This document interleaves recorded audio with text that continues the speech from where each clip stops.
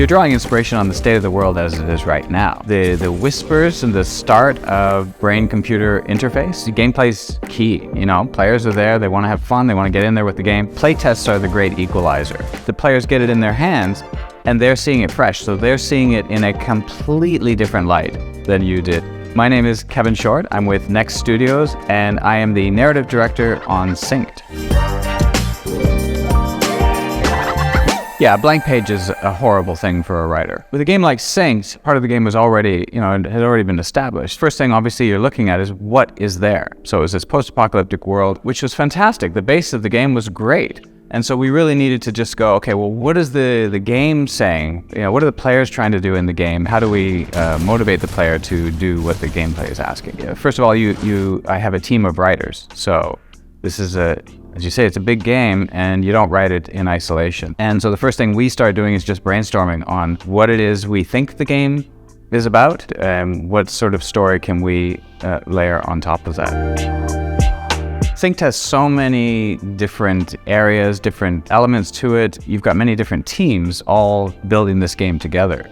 So for sure, it's really important that we stay consistent in what we're telling. First thing we did when we started the project was we established a narrative Bible.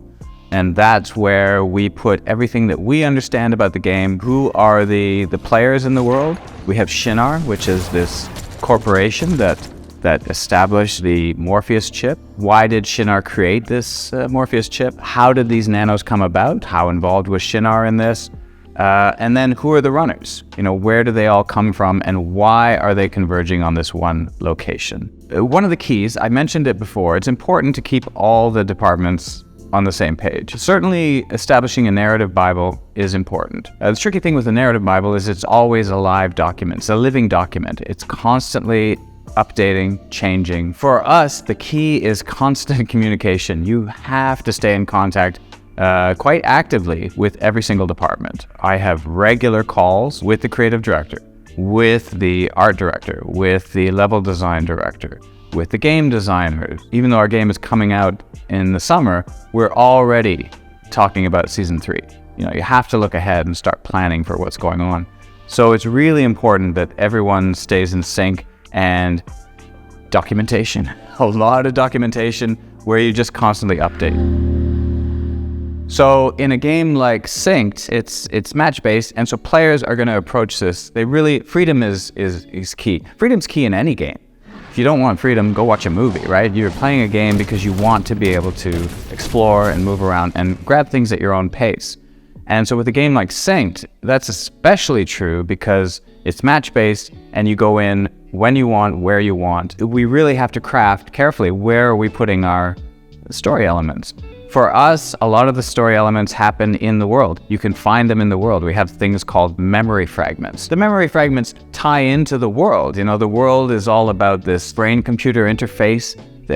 We have a network that's called the Mimir network, where all the knowledge of the world has been housed. And that knowledge, because of the corruption, is sort of popping up everywhere. And so players can find this data in the world when they're playing, and they can scan it, grab it, and now they've got, an audio memory from the past or a text memory from the past. And it's going to tell them the story of what happened in this place before the collapse.